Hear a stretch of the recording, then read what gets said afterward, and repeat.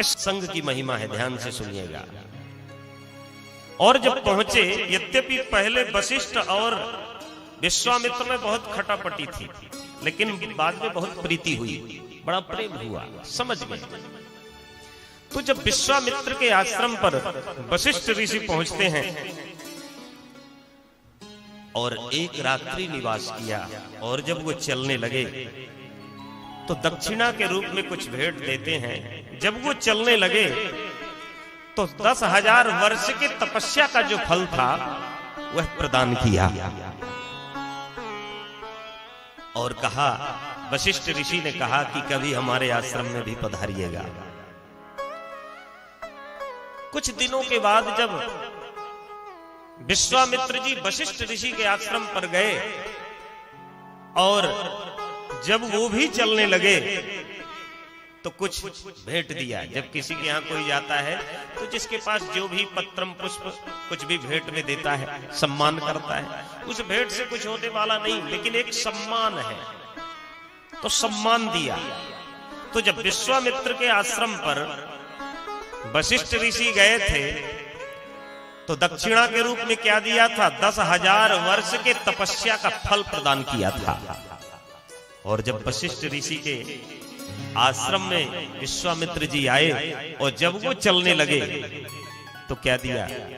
स्वप्न में जो किया था सत्संग, 1 मिनट स्वप्न में जो सत्संग किया था वह प्रदान किया।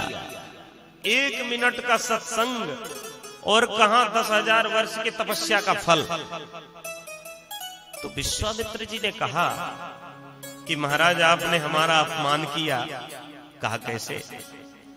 जब आप मेरे आश्रम पर आए थे तो 10,000 वर्ष की तपस्या का दान किया था, और जब मैं आपके यहाँ आया तो आप 1 मिनट का सत्संग, वो भी स्वप्न में जो सत्संग किया था वो प्रदान किया। तो अपमान है कि नहीं? विश्वामित्र जी ने कहा यह ठीक नहीं। वशिष्ठ ऋषि ने कहा कि 10,000 वर्ष के तपस्या से भी बढ़कर के ये 1 मिनट का सत्संग जो स्वप्न में किया है ये बढ़कर के है आपके 10,000 वर्ष के तपस्या से बढ़कर के। कहा ये कैसे? कहा चलिए भगवान से ही, ब्रह्मा जी से पूछ लिया जाए। दोनों महात्मा पहुंचे और जैसे पहुंचे तो कहा, हे पितामह आप ये बताइए कि 10,000 वर्ष की तपस्या बड़ी है या स्वप्न में किया हुआ 1 मिनट का सत्संग श्रेष्ठ है? ब्रह्मा जी ने कहा मैं कैसे कहूं, किसको कहूं? कहा इसका उत्तर तो केवल शिव जी दे सकते हैं।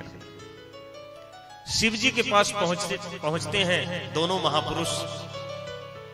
शिव जी ने कहा कि इसका उत्तर तो केवल नारायण ही दे सकते हैं, मैं नहीं दे सकता। तो नारायण के पास पहुंचे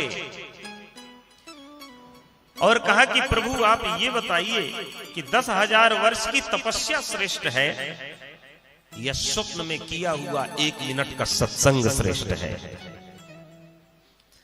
तो भगवान नारायण ने कहा कि इसका उत्तर तो मेरे पास भी नहीं है, इसका उत्तर तो केवल शेष जी बता सकते हैं, जो इस सारी धरती को अपने माथे पर रखे हैं, वही बता सकते हैं। दोनों महात्मा पहुंचे और शेष जी से कहा कि महाराज आप ही बताइए कि 10,000 वर्ष की तपस्या श्रेष्ठ है यह स्वप्न में किया हुआ सत्संग श्रेष्ठ है? शेष जी ने कहा मैं तो बता सकता हूं, लेकिन इतना भार है पूरे धरती का भार, जैसे कोई बहुत भार लिया हो उससे आप कुछ कहें तो यही कहेगा थोड़ा भार मुक्त हो जाऊं भाई तब मैं आपको बताऊंगा। इतना भार है, मैं बता सकता हूं, लेकिन इस भार को कुछ क्षणों के लिए, 2-4 मिनट के लिए कोई स्वीकार कर ले इस धरती का भार, तब मैं भार मुक्त हो जाऊं, तब आपको उसका उत्तर दूं। तो विश्वामित्र ने कहा कि क्यों नहीं, लाइए इस धरती का भार हम माथे पर रख लेते हैं। ये सत्संग की महिमा है, ध्यान दीजिएगा। तो विश्वामित्र जी तैयार हो गए और जैसे ही शेष जी ने सारे धरती का भार दिया विश्वामित्र जी के माथे पर, तो एक क्षण भी उस धरती के भार को नहीं संभाल सके। कहा महाराज आप संभालिए, इतना भार है पूरे धरती का, मैं कैसे सहन कर सकता हूं। तो फिर शेष जी ने कहा तो फिर मैं कैसे बता सकता हूं। वशिष्ठ जी से कहा कि आप ही स्वीकार कर ले कुछ क्षण के लिए, कुछ समय के लिए। वशिष्ठ जी ने कहा ठीक है। वशिष्ठ जी को सारे धरती का भार दिया और 1 मिनट तक सारे धरती का भार वशिष्ठ जी अपने माथे पर धारण कर लिए। और इसके बाद शेष जी ने फिर से कहा कि लाइए, और फिर से शेष जी ने वशिष्ठ जी के मस्तक से सारे धरती को अपने माथे पर रख लिया। विश्वामित्र ने कहा आपने इसका उत्तर नहीं दिया कि 10,000 वर्ष की तपस्या श्रेष्ठ है, यह स्वप्न में किया हुआ सत्संग श्रेष्ठ है।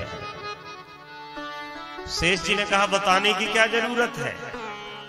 अरे जो 10,000 वर्ष की तपस्या, जो तपस्या थी, जो तपस्या का फल था, वो एक क्षण तक धरती का भार माथे पर नहीं रख सका। जो 1 मिनट का सत्संग था वो भी स्वप्न में, और स्वप्न कब होता है? सोते समय। सोते समय ही स्वप्न होता है। तो सोते समय जो सत्संग किया था 1 मिनट, वो सारे धरती का भार माथे पर रख लिया। तो कहने का मतलब